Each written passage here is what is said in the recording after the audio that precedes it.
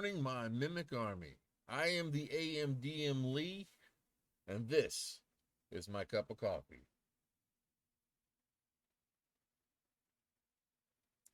which I'm out of. So, what I'm doing here is actually giving you kind of a little update about what we do here, what we have on our Discord server, as well as what we do here on Twitch. First off, on Monday nights, we have our Q&A. This is set up at 9 p.m. Eastern, where we take questions both on here on Twitch as well as live stream it on TikTok and with our Discord patron support, asking questions about either about my homebrew world, about D&D in general, or we just BS about nerdy stuff. That's all it is. No requirements, nothing else, just somebody talking and having a good time for an hour or two.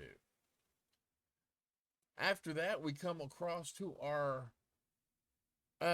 Black Door game, where a group of assassins have set out into the world. Now, what's unique about this game is almost all of the classes that are being played are homebrew subclasses or completely new homebrew classes. They were made by our one of our mods and on our Discord server, and this is kind of it's really a playtest game. It's been a lot of fun. They've come across a few little adventures trying to figure out what they're going to do in the world. Come check it out. Like I said, it's a lot of fun. Next up, we have on Wednesdays and Thursdays are usually my days of rest or when I try to play games. Now, Thursday will be changing soon. I have to get some scheduling issues corrected out, but we will be starting a new campaign soon, strictly for certain Patreon members. Now, this will not be a bunch of one-shots like our Friday night game.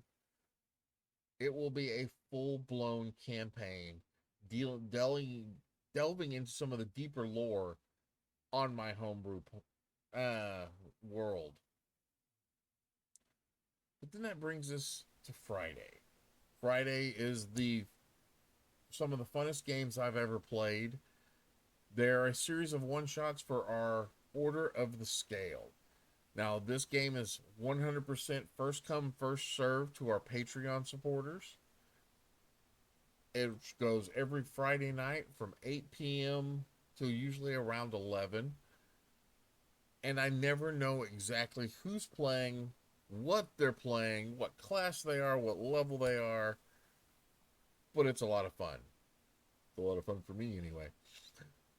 But I just wanted to cover these things with you. I wanted to let you know what we do, why we're here. And I wanted to and also take this moment to say thank you. Thank you for your support. Thank you for watching. If you would like to support and you haven't yet, there are multiple ways to do so. One of which is using your Amazon Prime Twitch account. If you've got Amazon Prime, and you're not using your free Twitch subscription, I'm more than happy to use it. Another way you can support us is with our come join us on Patreon. That gives you access to a lot more stuff. Believe me, there's a lot more stuff. You also get early access to any homebrews we create, all kinds of goodies on there.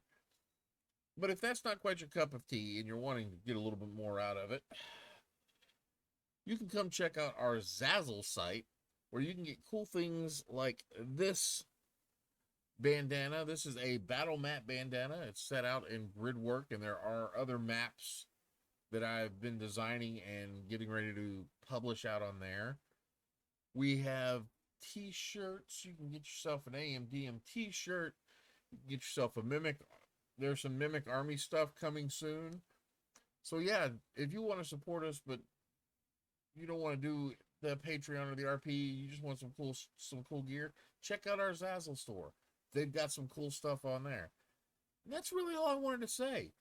Games on here usually start around 8 p.m. with the exception of our Monday Q&A, which starts at 9 p.m. Eastern. But yeah, just come check us out. And thank you. Till next time, go forth and roll some dice. Go have a good day.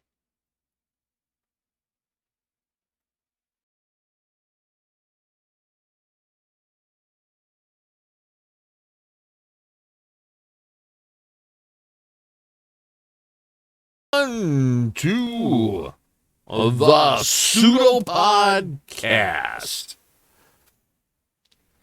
How are y'all doing this evening?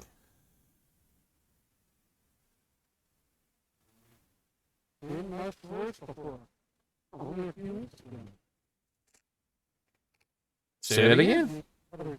You're doing better today. I got... See, Thursday night, I ran the game. But the dinner I had Thursday night sat with me until Saturday morning. I did not feel good when it came time to run last Friday. I was like, no, this is not happening. I was miserable.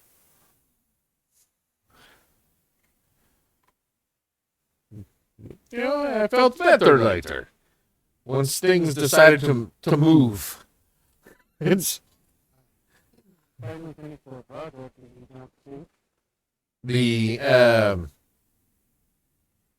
thing. The thing. It's a very cool project. Magical mechs. Shh. We're working on things. So, what we're talking about... Anyway, how are y'all? We've already discussed that. I am... just give me a minute to catch up with what I'm doing. My brain is not fully wanting to function properly, I believe is the word. It is. So last week we talked about the classes that they had released for 1D&D. The Bard, the Ranger, and the Rogue. And general consensus... Thank you. My tongue is not wanting to speak properly. The general consensus was we liked them. We were happy. For the most part. So this week, we're going to dive into the feats, boons, and core rule changes that they have made or added.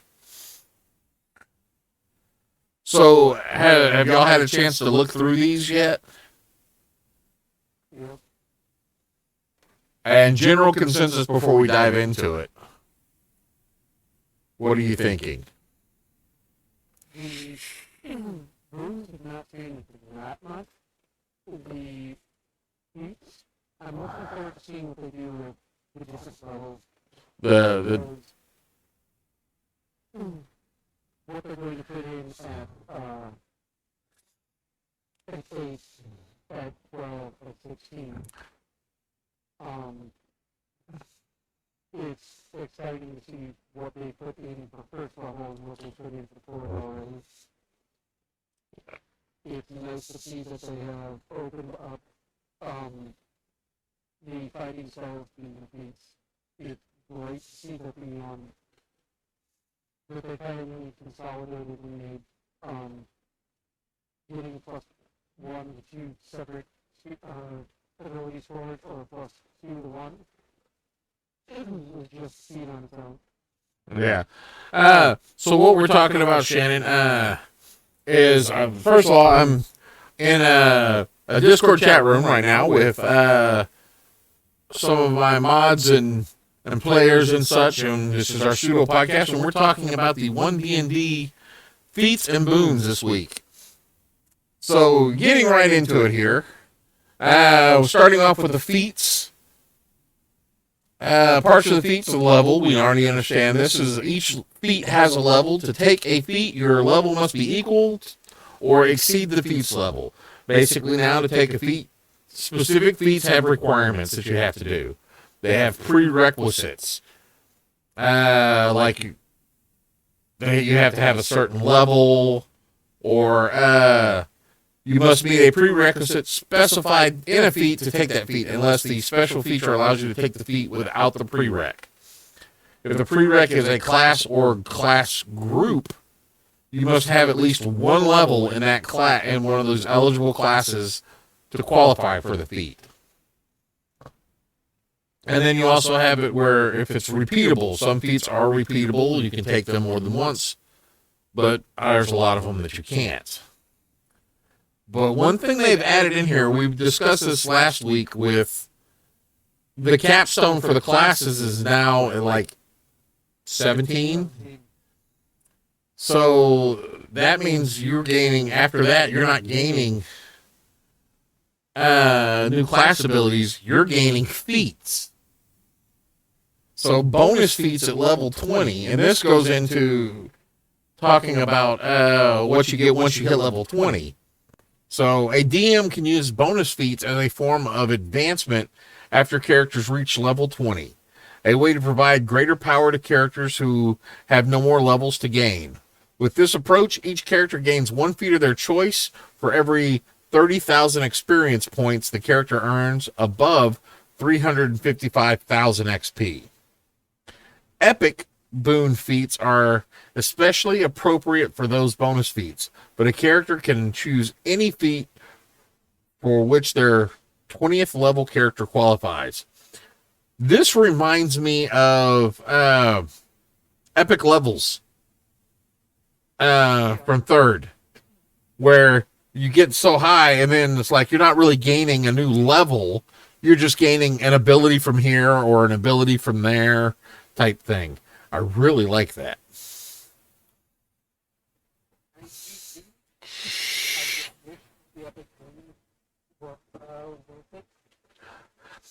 Yeah, there's boons in general are kind of a hit and miss. So the first one they talk about here is the ability score improvement. So ability score improvement is now, they're just calling it a feat. It's still, you either take the ASI or you take something else, but it's now just classified as a feat by itself, which is great. You increase one ability score of your choice by 2, or you increase 2 ability scores of your choice by 1, which is, yeah, that doesn't really change. It's just now labeled as a feat instead of something else.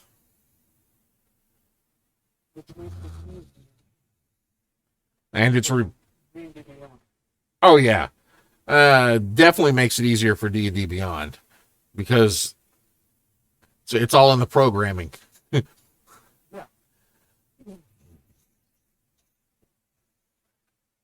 Then they have the actor feat, prereq of a charisma 13. So you can't have a crappy charisma and be an actor. But some of the little things it gives you here, you do have the ability score increase. You increase your charisma by 1. This is non-repeatable, so you can only take this feat once. While disguised as a fictional person or a real person other than yourself, you have advantage on charisma rolls. And then you also have the mimicry ability to mimic sounds of other creatures, including speech. I've had... Yeah, well, they changed that up. The Kinku's up in one of the last updates. They took that mimicry from them and just gave them, I think, just regular ability to speak.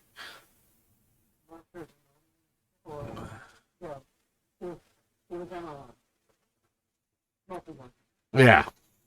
Now, this is something here. The mimicry here goes anytime after thereafter you can make a DC 15 charisma check performance to perform the mimicry. On a success, you can perform it convincingly for up to an hour. that DC 15 check is something that I've seen a couple of times in here. I think it was mentioned with the stealth as well.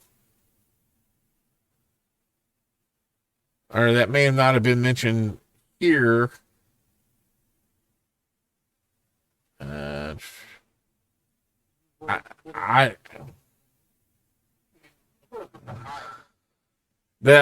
hide, and I think that's in the feats, so, or the new rules.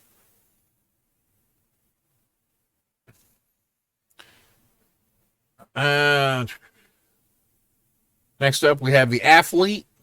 Prereq is a strength, dex, or con of 13, non-repeatable, which you get a +1 in one of those things. You also gain a climb speed equal to your speed. Hop up. When you're prone, you can right yourself with only 5 feet of movement. Oh, that's changed. I guess for the athlete, you don't take half your movement to stand anymore if you have the athlete feet. You have athlete's feet. Yeah. Yeah, you have a kip up now. And then you have advantage on any ability check you make for the jump action. That's nice. It's probably a feat I'll never get for any of my characters. Actually, there's a barbarian that's going to fit perfect for. I had this idea of a surfer barbarian, like just a brobarian. What's up, dude?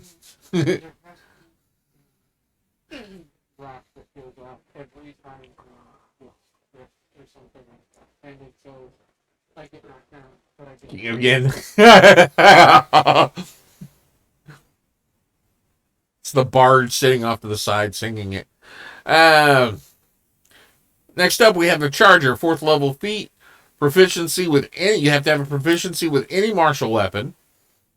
It's non-repeatable. You have trained to charge headlong into battle, gaining the following benefits: +1 to strength or dex, improved dash. When you take the dash action, your speed increases by 10 feet for the action. And if you move at least 10 feet in a straight line immediately before hitting with an attack as part of your attack action, you can choose one of the following effects. Either get a D8 bonus to the attack damage, or push the target up to 10 feet, provided the target you want to push is no more than one size larger. And you can only use this ability once per turn. Only once on each of your turns. Yeah, so once per turn. So that's kind of nice. This is definitely allowing for some more of the customization we saw back in 3.5. Without the overcomplicated let's stack numbers of yeah, definitely. Hey, Pirate Tom. Next up, we have the Crossbow Expert. Proficiency with any martial weapon. Non-repeatable. Increase your dex by 1. You ignore the loading property. Being within 5 feet of an enemy does not impose disadvantage. And dual wielding. You can make an extra attack with of the light weapon property, and you can add your ability modifier to the damage of the extra attack if the attack is with a crossbow that has the light property. Okay, I'm going to have to read that again. When you make an extra attack with the light weapon property, you can add your ability modifier to the damage of the extra attack. If you're using a crossbow as your extra attack thing, you can add your mod to it. that was really confusing to read. The wording on that was strange. They are expecting you to have read the right, or how right weapon for that film. Yeah. For that people. Which we'll get to that eventually. Now let's see if they fixed. I feel dual wielding's coming up, so let's. So, do they? I haven't gotten that far in here or done a deep dive on it, but instead of the cross, I hope they have a ranged, like, expert, because especially with some of the settings that allow for guns, I could see that I would rather it be like ranged expert than crossbow expert.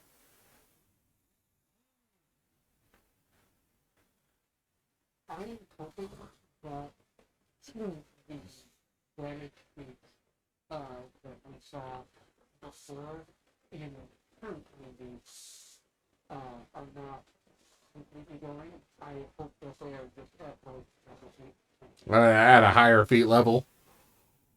because right now the fact that they have all these other feats, but it's still early on, so they don't have Sharpshooter or Third Weapon expert. And the power attack are not available right now. Well, and these characters that they released right now are not power attack characters either. That's possible. So I imagine when they come out with the warriors, that we're going to start seeing the great weapon fighting and the things like that. I would have expected Sharpshooter With the ranger, but they also with the ranger have kind of backed off of it being so much ranged. You know, the ranger isn't necessarily the archer anymore. Defensive duelist, dexterity 13 plus, non-repeatable, +1 to the dex. Parry, if you hold a finesse weapon and another creature hits you with a melee attack, you can use your reaction to add your proficiency bonus to your armor class for that attack, potentially causing the attack to miss you. I like that. So that's going to be something that scales up with the character. If you're playing a swashbuckler, that's how your fighting style should be. Yeah. You've got two weapons and you're wielding two weapons, like two rapiers or a rapier on Mangosh, which Mangosh was designed to parry. This now you're like, you're like +6 like character. And it's like, no, that's an instant +6 to your AC. That's gonna block a shot. Yeah. So that's something interesting.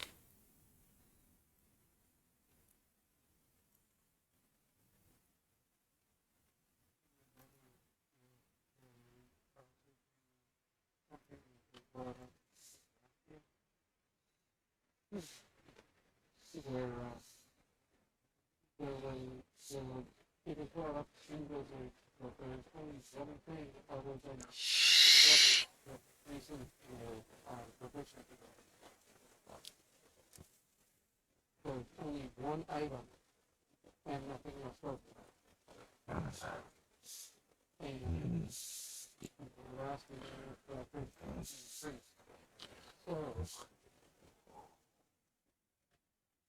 Well, I've always thought that the proficiency bonus should be higher than your stat bonuses.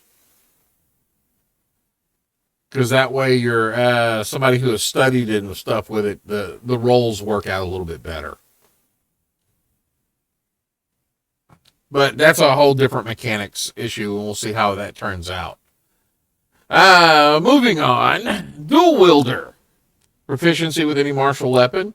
You are master at fighting with two weapons, gaining the following benefits. Strength or dex is a +1. Enhanced dual wielding.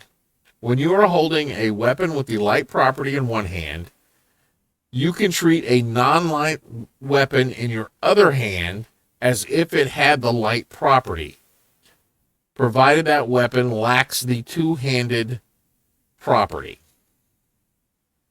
You can also draw and stow two weapons that lack the two-handed property when you would normally only be able to draw one.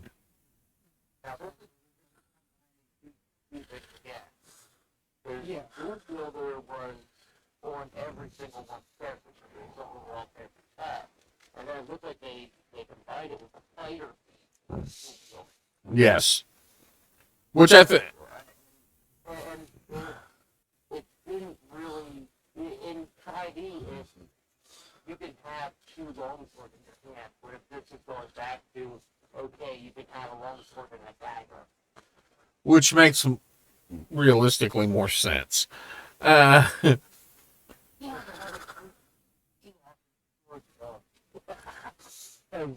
somebody who has learned how to fight with two longswords, it is really freaking complicated. It's a weight and just endurance issue at that point. Well, don't get me wrong. You go now with a slightly shorter saw, not necessarily a classic longsword, but more of a closer along the short swords. Yeah, it's great. But when you start getting into long swords, that's a lot of Three swords were not made to be dual wield. No, they weren't. or dual wield. Yeah. Now, longer blades that are curved work. I really enjoy scimitars and falcons. Oh yeah. I like Are curved blades. falcons? Oh my god.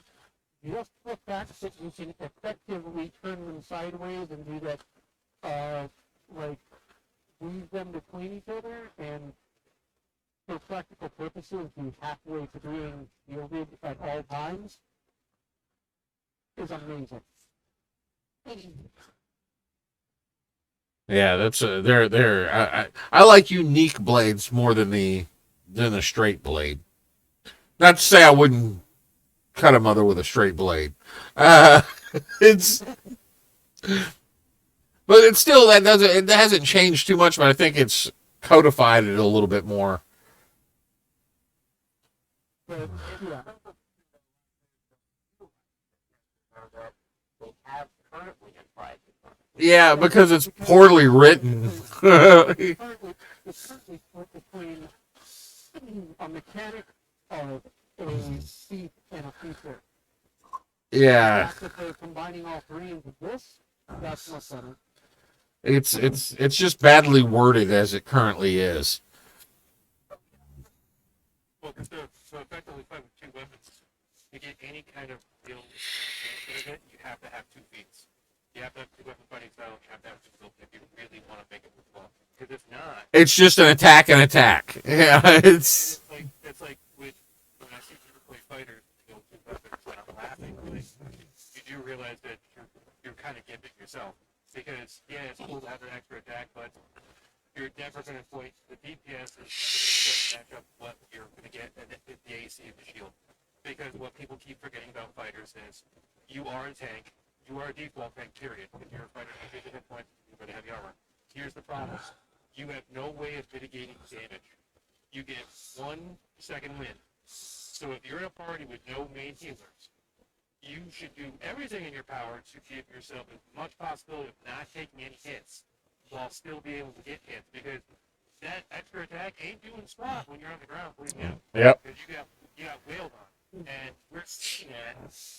I've seen that quite a bit lately, and it's like, as DMs are like, well, sorry.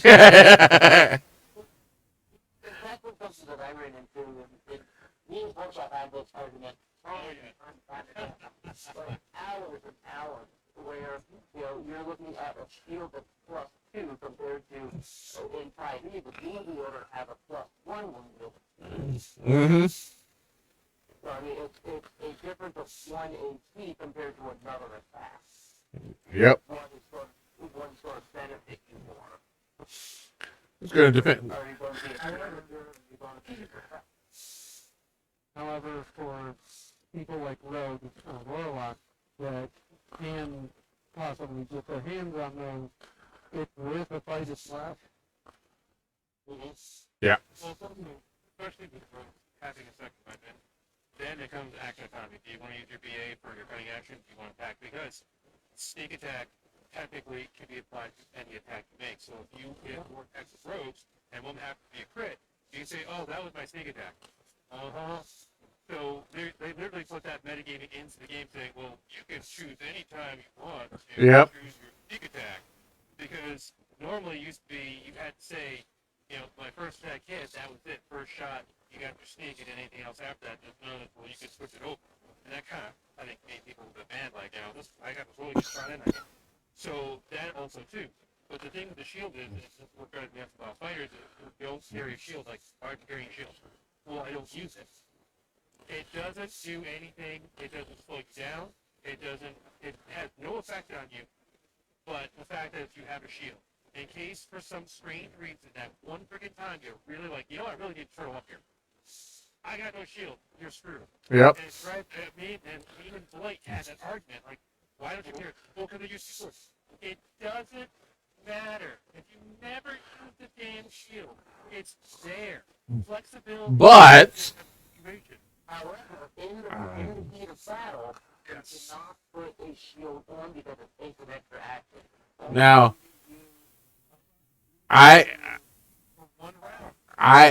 before this argument gets too heated again, I'm gonna state this.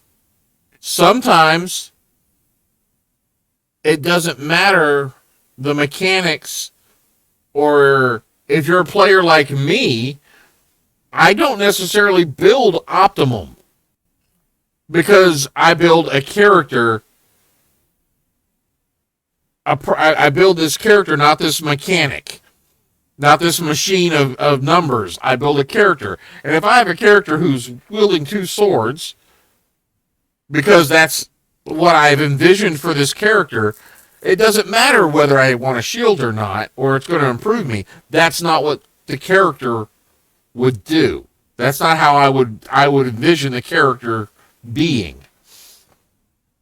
It's going to be a matter of it's that fine line between what mechanically works best and how you want to present your character into this fictional world. So there's those two sides that are constantly you're constantly playing with. I've played characters where mechanically it should go a different way, and I've stopped playing those characters because I didn't have fun playing it the way that was mechanically fit. That would have been. Then you find DMs like me to play those characters like that. Yeah. Yeah. But moving on from that one, let's get into the durable feat. Prereq Constitution 13, non-repeatable. Ability score of Constitution increases by 1. Defy death. You have advantage on death saving throws. And then a speedy recovery. As a bonus action, you can expend 1 of your hit dice, roll the dice, and regain a number of hit points equal to that roll. That is awesome. Yeah. It's a certain amount of time to play, I believe. No. I read it as written as a bonus action. It is limited to your hit dice. Yeah. But imagine fighting a level 15 character, and every round you can just like, As a bonus action, gain back. Don't have anything with your bonus action on. fuck fighters. No, sorry, no offense, but fuck fighters. I'm thinking of Thaddeus. My,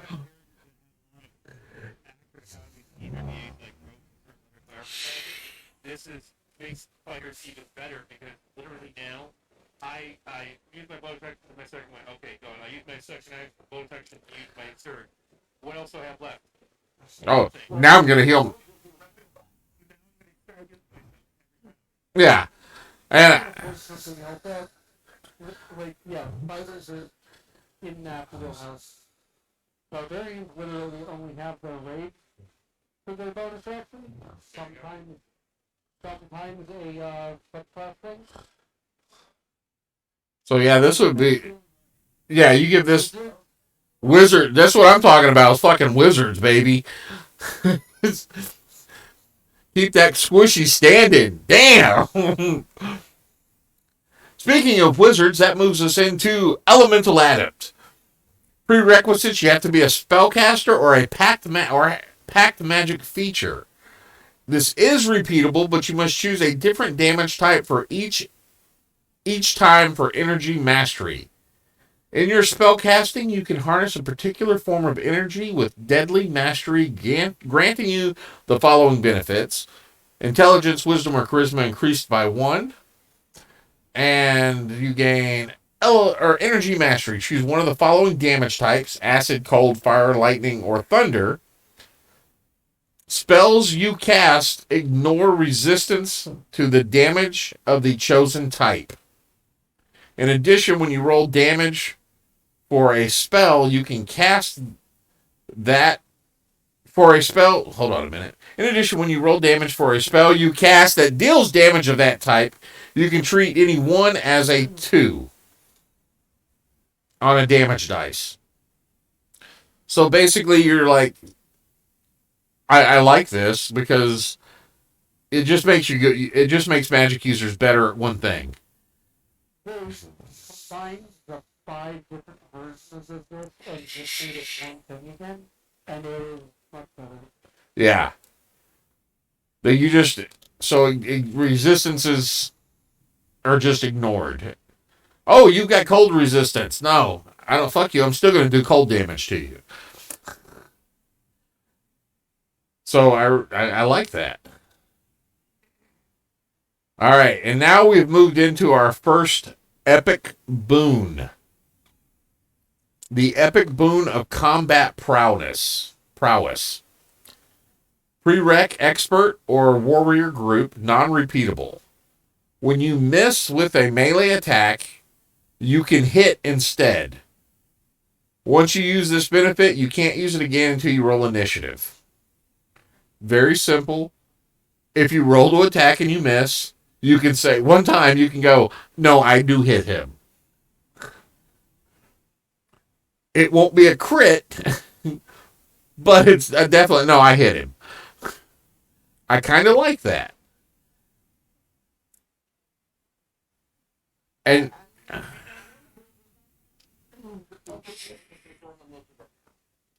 It's unrepeatable only a number of times equal to your proficiency bonus. I can see this actually being worth something.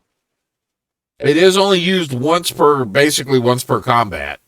It says you can't use it again until you roll initiative. So basically, you're only using it once per encounter. Yeah. Not that big a deal in level 20 game. Yeah. If it was level 20 beyond, I would say if this was able to be fought a number of times equal to your proficiency, you would be able that would actually mean something in large group fights, battlefield fights, fights against freaking astral dragons, what have you. But it could. Now, The only thing that really seems to matter at that level against huge pools of hit points is, well, I have to reduce the amount of legendary resistance we have until the wizard can blow it up. yeah. And I was also thinking, because it says expert, I was also thinking, what if, I'd have to look at the spells. I haven't gone into the full spells, but say there was a spell that gave you a bonus to your damage for a weapon attack. This could be handy. Oh, you mean something like Booming Blade, was it Booming Blade or not Booming Blade? You know, any of those that require a weapon attack as part of the spell casting. I was actually thinking of what's it called? The level 9. Power word or the touch. What Blade of the Oh, 1 second. I'm just gonna look at it. Right.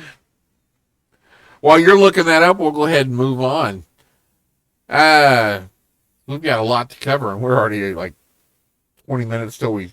Blade of Disaster. Blade of Disaster. Yeah, something like that. This could be useful.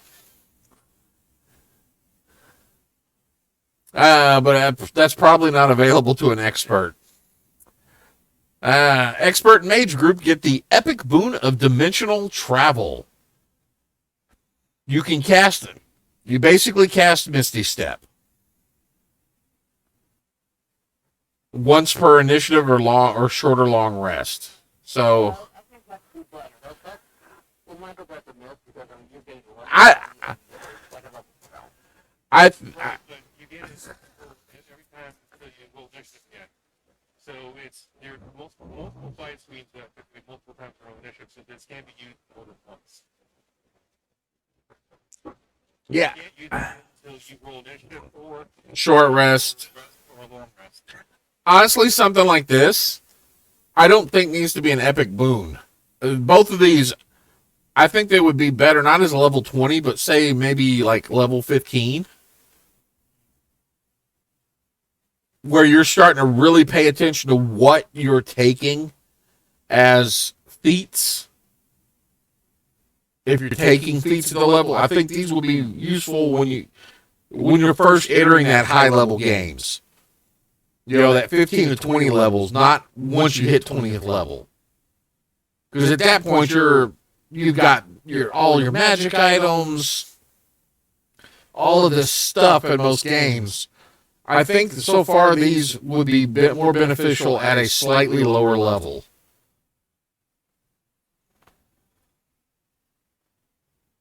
Yeah, because that's you do it without expending a spell slot. Big fucking whoop. I've already got 15 magic items on me that do the same thing without expending a spell slot.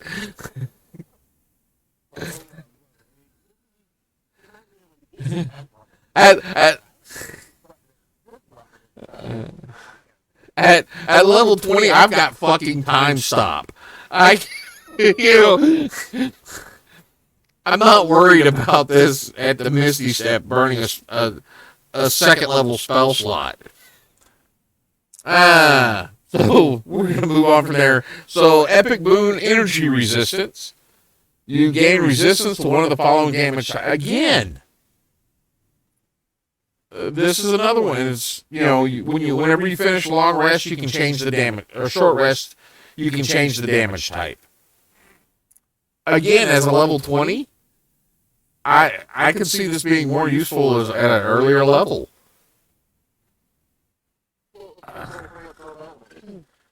Yeah.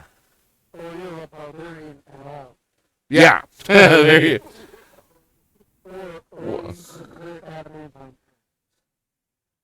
let's see. Boon of Fortitude. Your hit point maximum increases by 40. In addition, whenever you regain hit points, you regain an additional hit points equal to your con modifier. You can regain these additional hit points no more than once per round. Now, those two become formidable. Formidable. So, as a barbarian, with these two feats, you have an extra 4 hit points in 80 because raging, and then you have a 20 con or a 24 Uh. con plus 7. So, and your die, so you could potentially get 19 Oh. for 20 rounds.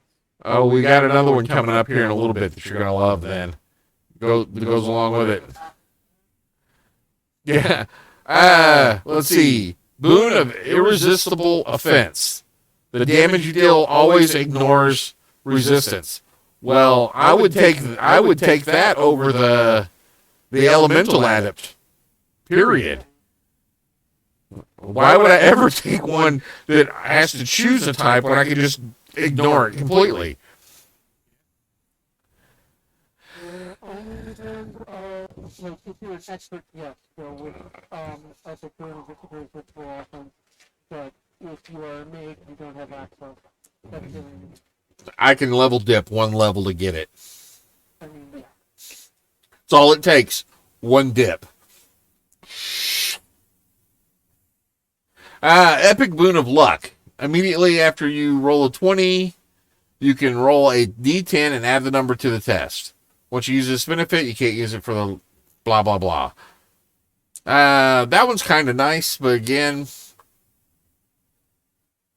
I don't... Only once per rest is part of their problem. Yeah.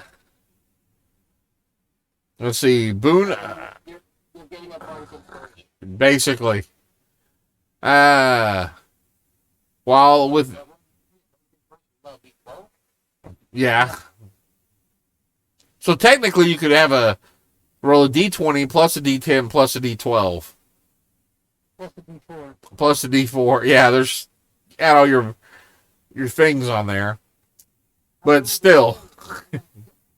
And... I rolled a 2 and it's a dirty 37. It's, Epic Boon of the Night Spirit. When in dim or darkness, you can become invisible as an action.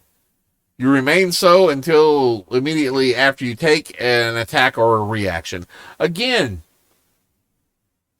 something that would be better at a lower level. This is available at a lower level for freaking Warlock. Yeah, This is a level 6 invocation. Yeah. This is why I do the deep dives into these, because they... So, I mean, I could see it being. It may... Yeah, I don't see it being super useful myself. Yeah. Can't fail with more hit points. Period. Let's see, you got the Epic Boon of Peerless Aim. If you make a ranged attack against the target in a range, you miss, you cause it. That goes back to the other one. It's just with ranged until, except, again, Wait, does the other one actually say melee? It's, actually, Yeah, it does. yeah, it does. So one's melee, one, you could combine those into one feat and just give it, that's a wasted feat right there. But the next one, now the next one's a little more interesting. The Boon of Recovery. You can use a bonus action to regain a number of hit points equal to half your hit point maximum. Once you use this benefit, you can't use it again until you finish a long rest. In addition, you can succeed on every death saving throw that isn't a 1. Combine this with the Fortitude and the Durable on a Barbarian, and you're just a bad bitch. That's a good one. At that, it is very much, okay, you have gotten me down to 100. Or you've got me down into the 90s. Well, you better have power work death, or I'm coming Right back, and I'm good. Yeah. And again, couple over the map of Berg, and it's good. All right. Next one up is Epic Boon of Skill Proficiency. You gain proficiency in all skills. That's it for the feat. It's now you're proficient in everything. Which at level that yeah, now you're a bard. Epic Boon of Speed, your speed increases by 30 feet. Now That's actually useful. That's good for level 20. Epic Boon of Undetectability. Who needs the invisibility one when you can't be seen or heard by any means, magical or otherwise, while you are hidden? When you can these and above. Yeah. Right? Cannot be seen. It blocks everything. As long as you hide. So if you're a rogue, you want to be the ultimate player, you hide. I see you with, double vision or double sight. No, you don't. Or I see you with, true sight. Like, no, you don't. I'm hit. Blind sight, none of that works. Nope, none of it works. Yeah, no. None of it. No, when you can see, or when you can roll with a roll above a 30 was on the hider's side. Not Yeah, that is true. I would vote the episode Tremor Sense, because Tremor Sense isn't really a seeing, it's a feeling. You can't be seen or Tremor sense is heard. Tremor sense is basically hearing noise. no trim, but It's kind of like no, I would argue with that one, but again, But if you make the argument for smell, yeah. Either way, this isn't available till level 20. And if you're having to hide from something at level 20, your DM is just out to kill you anyway. Because you have made it to level 20, and he is going to be throwing like a swarm of Tarrasques and Tiamats and Orcuses at you. As well as some Sharknadoes. So you're...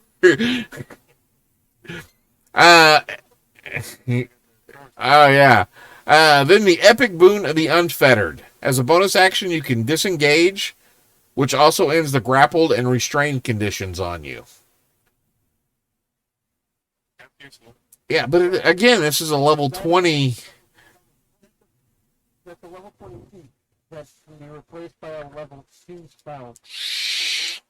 Well, here's my point. So think about this.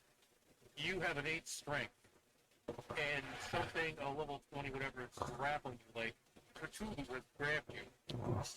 No bonus action amount of. And I have a ring. I have a ring of Misty Step. Yeah, precisely. But again, that's a situation where it takes up a human slot. So how many people actually wear a ring of recovery? Actually, I don't think. I mean, as we look at it, is if you don't have certain magic items, in the end, a bonus action to get out of any kind of grapple is a good thing. Considering I've had a character swallow like I did before, But I really like this. the grappling has changed though. So now we're back into some other things. Yeah. So we start with the fighting style of archery. You gain a +2 on attack roll made with ranged weapons. It's a first level feat.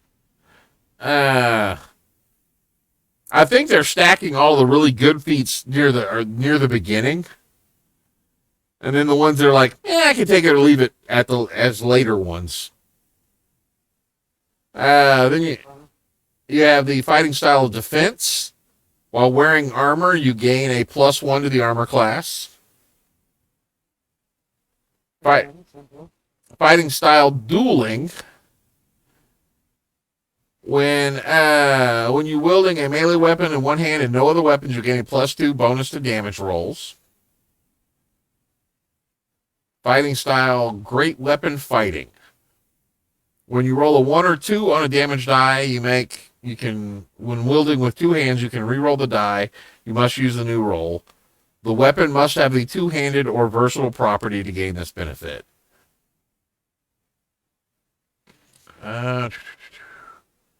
Next one is the fighting style protection. Immediately after a creature you see makes an attack roll and hits a target other than you that is within 5 feet of you, you can use your reaction to interpose your shield for a -2 to their attack roll, potentially turning it into a miss. I think that -2 should be more. You can use your proficiency bonus. I think the reason why the -2 is there is because that's the AC bonus that you give them by giving them the shield. Right. Yeah. But yeah, this should be a scaling thing if it was a. If it was useful. 2-weapon.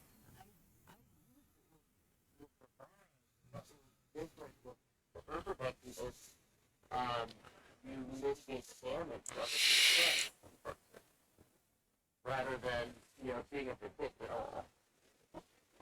Yeah. The Sentinel feat as well, where if they attack, you can attack back.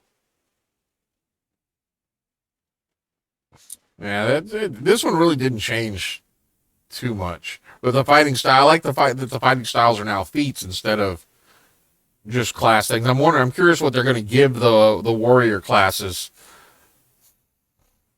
when it comes to that. Let's see. It's just gonna get a feat every level. Yeah, probably. Fighting style, 2-weapon fighting. When you make an extra attack with the light weapon property, you can add your ability modifier to the damage. Then you have the Grappler feat at 4th level. Strength or dexterity has to be a 13. Increases the strength or dexterity by 1. You have advantage on attack rolls against a creature grappled by you. You aren't slowed when you move a creature grappled by you, as long as your size or smaller. And when you hit a creature with an unarmed strike as part of the attack action, you can deal damage to the target and also grapple it. You can only use this benefit once per turn. When you grab one hand and you're sitting there beating him in the face. Pow, pow, pow. Yeah. While screaming, somebody help me hurt this man. I'm going to point something out to Pete, Archery. If you look at Ranger, they get a Archery fighting style. So that's still +4 at 1st level because all characters get a free feat. Yeah. So you're looking at potentially +7 to attacks. No, +8 at level 1 because of your proficiency bonus, your dexterity, to 16. Rangers do not have access to the fighting style archery. Yes, they do. 1st level. No, they don't because they're not a warrior group. Hold on. Uh, Fighting style. Rangers. Level 2. Right. You have owned your game on the following fighting styles of your choice: archery, defense, or weapon fighting. Yeah, but the feat. Fighting styles, these feats specifically are for warrior purposes, but a ranger isn't warrior purposes. I think does the ranger get some access to the fighting stuff? Like, didn't they say that somewhere, or am I completely nuts? Hold on a minute. Hunter's Prey, Hunter's Lore, multi-attack, Hunter's Defense. Let's see. I think you're confusing 5e and 1e. Possibly. Yeah. No, they do not gain any of the fight. They do not gain that. They have no access to the archery thing. To the archery feat.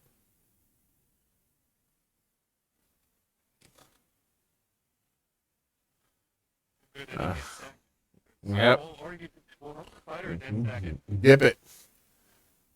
All right. Next up is the Great Weapon Master. Increased ability score. You learn to use the weight of a weapon to your advantage. Let's see. Cleave. Immediately after you score a critical hit with a melee weapon and reduce a creature to 0 hit points, you can make one attack with the same weapon as a bonus action. Or reduce it. It's a kill a creature or reduce a creature. Okay. When you hit it with the heavy weapon mastery, when you hit a creature with the heavy weapon as part of the attack action on your turn, you can cause the weapon to deal extra damage to the target. The extra damage is equal to your proficiency bonus, and you can only deal it once per turn. That's actually kind of nice. Yeah. Heavily armored. You are trained to use heavy armors. So you basically get to wear heavy armor. Heavy armor master. You can use your heavy armor to deflect strikes, granting you the following benefits of plus an increased dex or con, damage reduction. When you are hit by an attack while you are wearing heavy armor, any bludgeoning, piercing, or slashing damage dealt to you by the attack is reduced by an amount equal to your proficiency bonus. So one of the things I'm seeing here, for me, is something that you've been using in your homebrew builds. Yep. The use of the proficiency modifier as an active tool, other than just being adding on to an attack roll or something like that, making it much more useful in the game as instead of just being a number. Well, it should reflect your experience. What? Level 15 should be. Yeah, if the level 15 is wearing heavy armor, they probably know how to use every inch of that armor to deflect shit versus the guy that's like first level starting to wear out heavy armor. Oh yeah. Wearing heavy armor, it sucks. Oh yeah. But I mean, just from the mechanics aspect, I'm glad to see that they're using the proficiency bonus for other things. They're making it more useful in the game.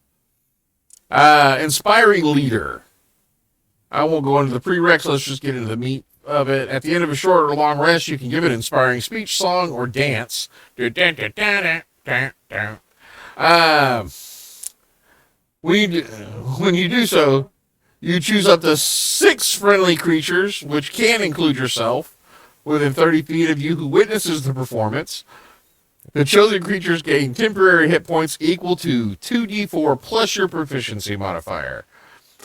And one scene in particular comes to mind where this is actually seen in use. Guardians of the Galaxy doing a dance off.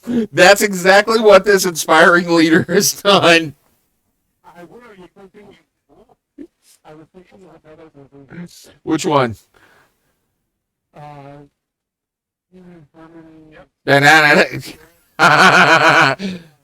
The, yep.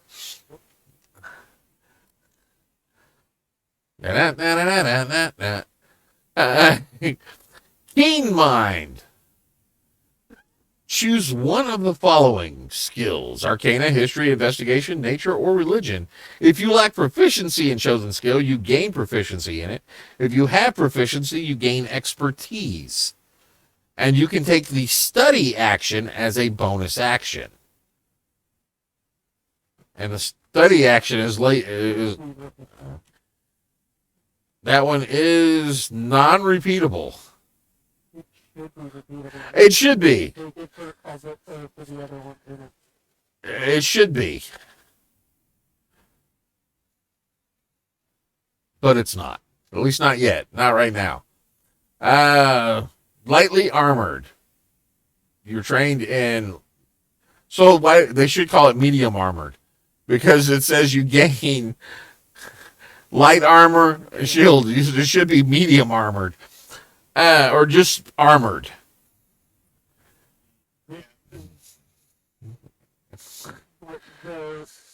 The public reasoning that they do really hurts because it doesn't help it doesn't help the martial classes as much as it helps the casters.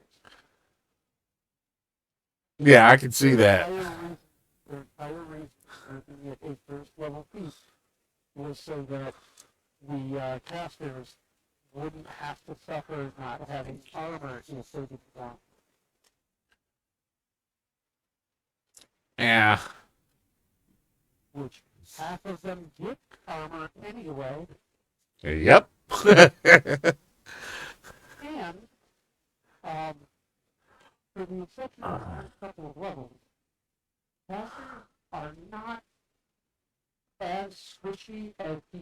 they are by comparison to how they play. Yeah, it's all. It's, 5e pretty much took away glass cannon. oh yeah.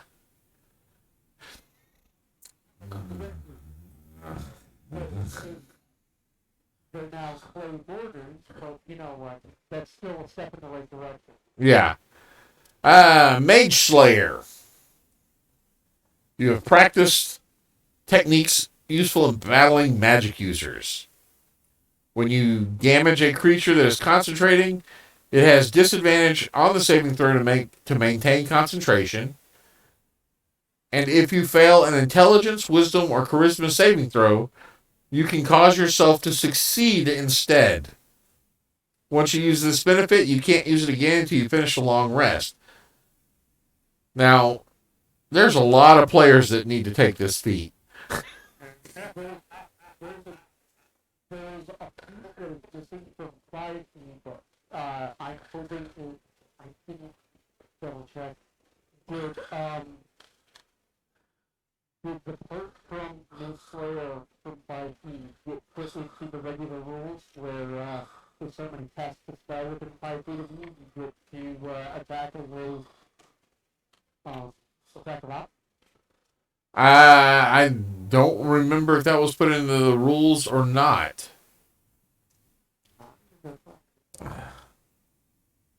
Then, now we have the medium armor master. So while wearing medium armor, you can add 3 rather than 2 to your AC if your dexterity score is 16 or higher. Yeah. Well, but this could be useful for one of the, like, rogue style or somebody who's a high dexterity character. This could be useful to them. Mounted combat. This one I don't think we've had rules for in a while.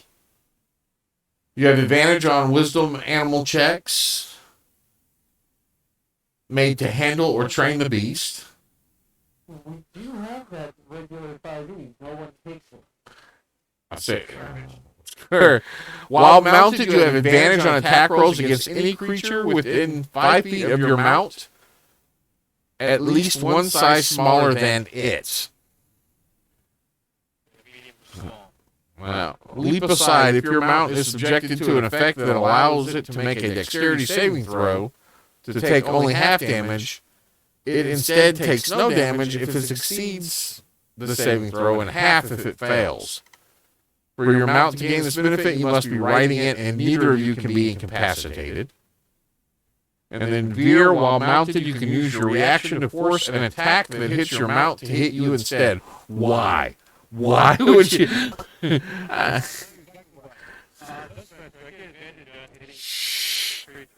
than you. It's not bigger than my rock. Sucker. And then if the rock wheel on and you fall like or die, I'll take the shot because you got the ability that could negate most of the damage. I can see it where you might want to do it. I'm sorry, while mounted, you use your reaction to force an attack to hit you instead of your mount? Yeah. No. Fireball your mount, and you are equivalent where you can suck up the hit. You know that you have resistance or you're going to take hardly any damage. Why have the mount take any damage when you can just basically suck up most and negate it? It's very specific. Yeah. It's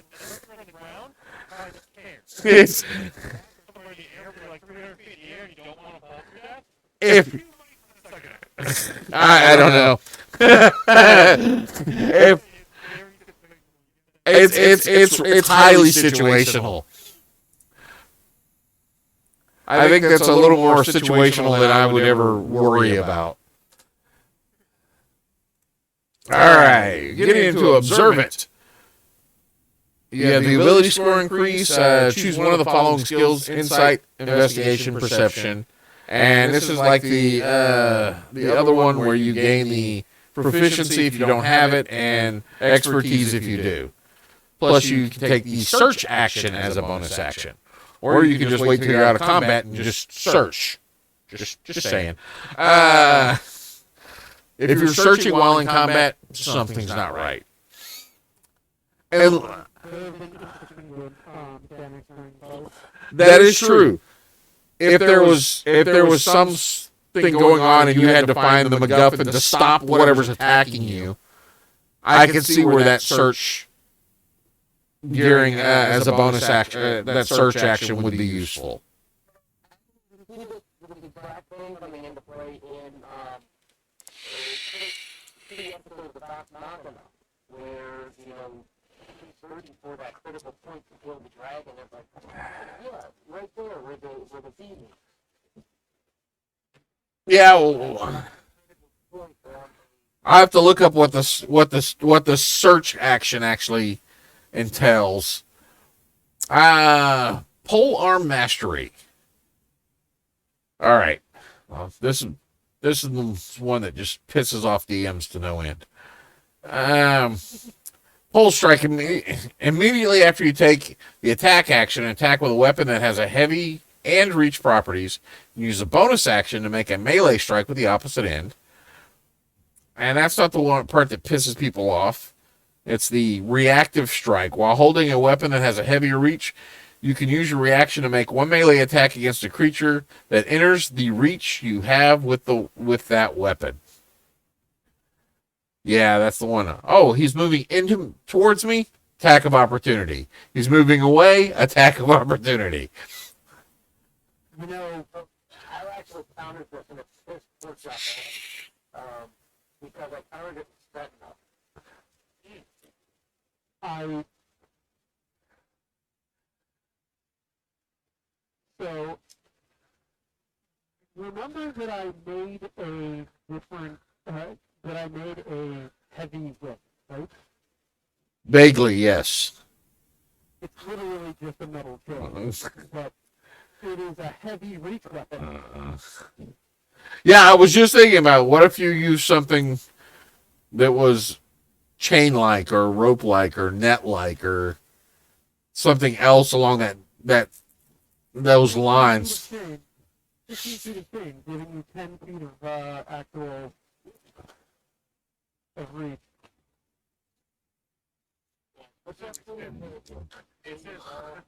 It says extensively with pole weapons, so we have Yeah. Well, actually, it says while you're holding a weapon that has the heavy and reach properties. You have trained extensively with pole weapons. I know, but that part of it says heavy or reach what? Training you to follow benefits. So they're specifically saying. I mean, I'm saying that a DM can't brew it or say, you know. Yeah, we're. That, which people are going to do regardless. Yeah. But it's cool. All right. So moving on from that, resilient. You gain saving throw proficiency for a chosen ability. So you have developed a resistance to. Same as before. Yeah. Ritual caster. Use 2 first-level spells that have the ritual tag. You always have these spells prepared, and you can cast them with any spell slot you have. The spell casting ability for this, the spell casting ability is the ability increased by this feat. Oh, whatever intelligence. Okay. It was, And kind of sucks. the quickened ritual that is the other part at the top of the next Yes. is the important part. That is the good part there. There's benefits. You can cast a ritual spell that you have prepared using its regular casting time rather than the extended time as a ritual. Doing so doesn't require a spell slot. Come on, Bob, open the portal, Bob. I got it. You got it. Don't worry. You don't die. No, well, you're gonna die because I'm kicking you to the marble. And run away. I told you to take it. But the ritual spell part just sucks. But it's that quick caster, that quick ritual, that is worth it right there. To be fair, the first part is what we have right now. Yeah. Sentinel feat. Guardian. Immediately after a creature within 5 feet of you takes the disengage action or hits a target other than you with an attack, you can make an opportunity attack against that creature. And then when you hit a creature with an opportunity attack, the creature's speed becomes 0 for the rest of the turn. I don't think that really changed any. It just cleaned up the language, that's all. Yeah, and it's a situational thing. If you don't have people that are standing up front, like helping you out, it's not even a defeat. Yeah. You gotta have 2 people in the front line. More than likely, if you're having 2 people in the front line, they're flanking, having them standing side by side. Most likely. Almost just plugging it away. All right. Sharpshooter. Proficiency with martial weapon. Bypass cover. Your ranged attacks with this weapon ignores half cover and 3/4 cover. Firing in melee being within 5 feet of an enemy does not impose disadvantage on your ranged attack rolls. And attacking at long range doesn't impose disadvantage. I like the sharpshooter feat. That's just what I liked. It is everything that the current one has, minus the -5 for +10. Yeah. All right. Next one up is Shield Mastery. So you're trained in using shields. So you get the Shield Bash.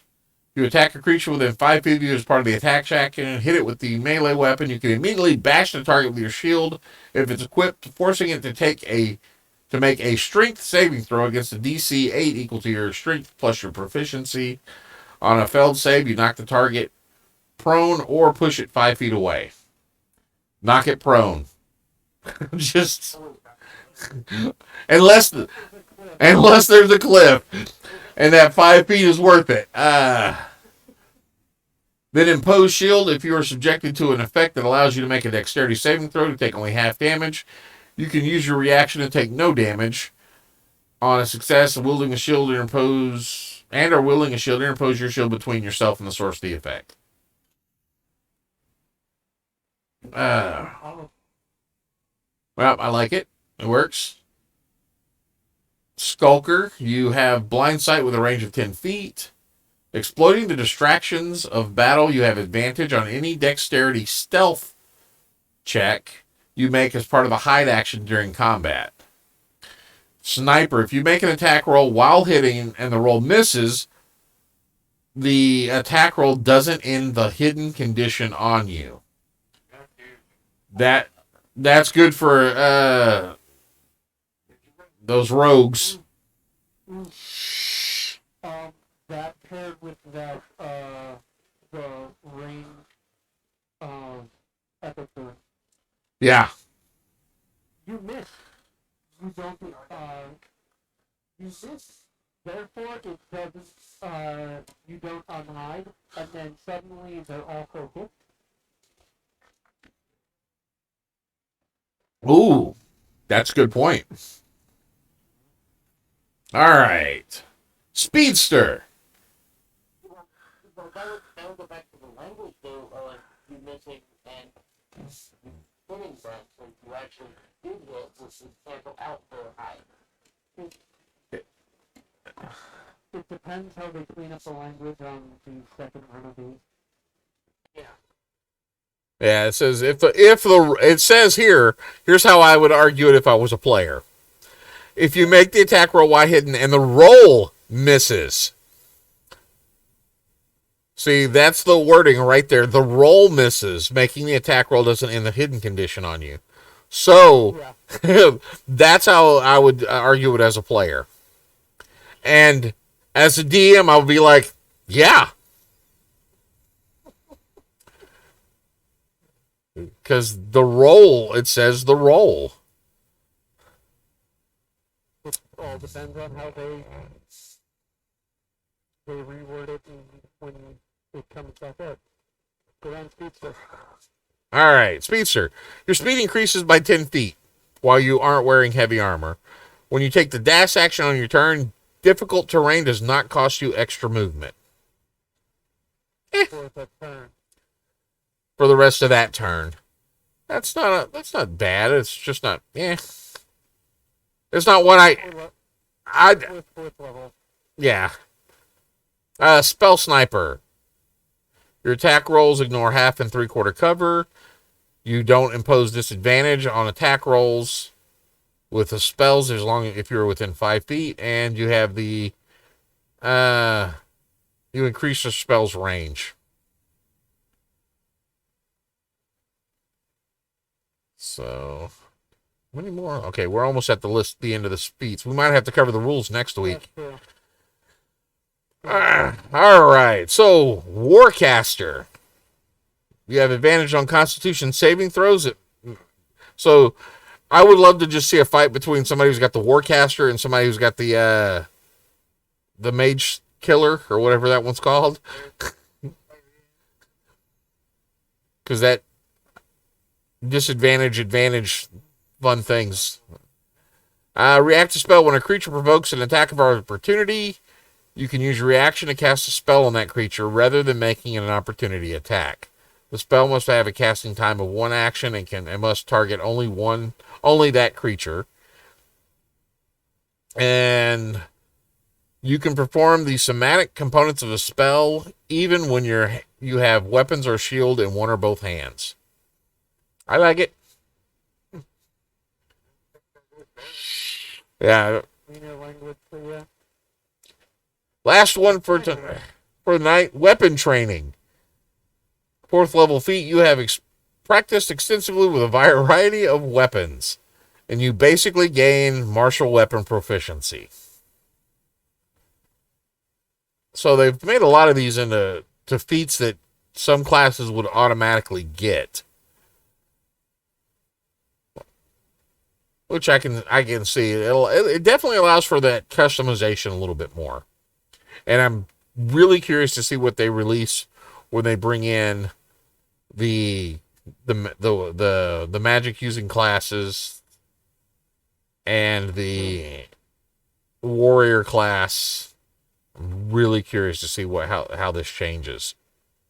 They've also removed a lot of the spells that are currently available from the prestige spell list. Yes, I'm wondering what's going to be specific to classes. because I believe right now, if my understanding correct, something like 21 spells have been removed from Bard. Yeah. Somebody somewhere on TikTok had done that number crunching, but still, that's 21 spells that you probably never used. Let's be honest. Okay.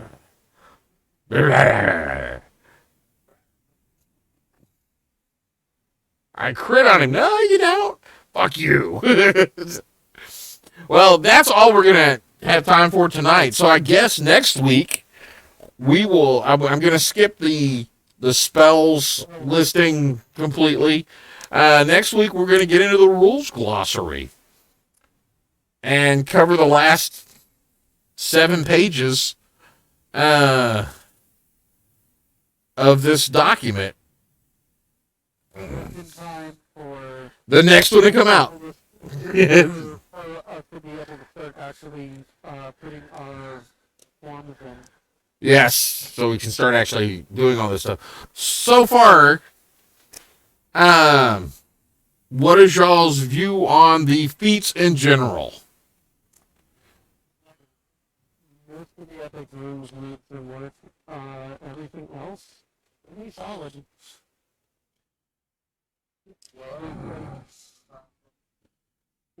There are 3 that are really good, and the rest are garbage. They need a lot of work. Yeah, I will agree. Most of the feats, no problem. It's those epic boon feats that they're too little, too late. Should be more of those earlier on. All right, that's going to wrap it up for tonight's Pseudopod-Cast. Tomorrow night we have the Assassin's game, The Black Door. And,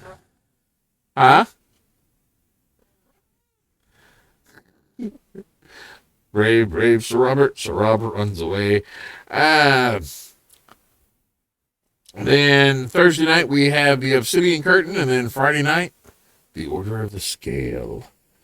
So that is all for this week. Thank you so much for coming and hanging out with us. If you like everything we do, I'd just say, you can check out the Patreon thing down below.